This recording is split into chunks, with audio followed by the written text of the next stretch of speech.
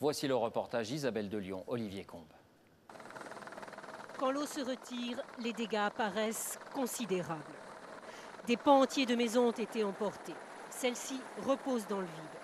Des voitures subissent encore la furie des flots. Ici, à Barège, des rues n'existent plus. Le sol s'est dérobé.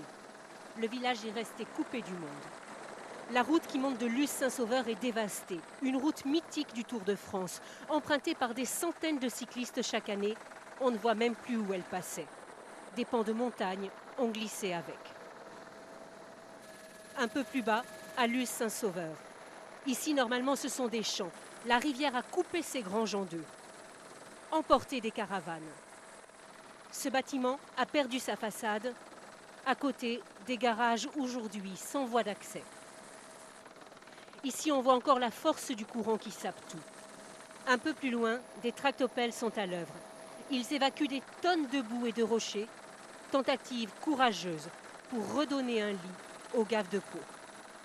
Voilà pour ces images impressionnantes que vous avez tournées. Isabelle de Lyon, bonsoir, on vous retrouve en direct. Qu'est-ce qui vous a frappé tout au long de ce survol et quelle peut être la réponse de l'État dans l'immédiat?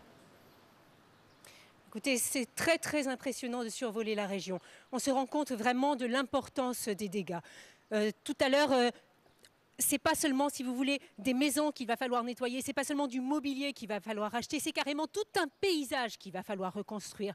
Des tonnes de gravier, de gravats, de rochers ont été emportés. Donc c'est vraiment monstrueux. On se demande même combien de temps il va falloir pour reconstruire tout ça. Et ces maisons qui ont été sapées, est-ce que même elles vont pouvoir être reconstruites au même endroit? Beaucoup de questions se posent.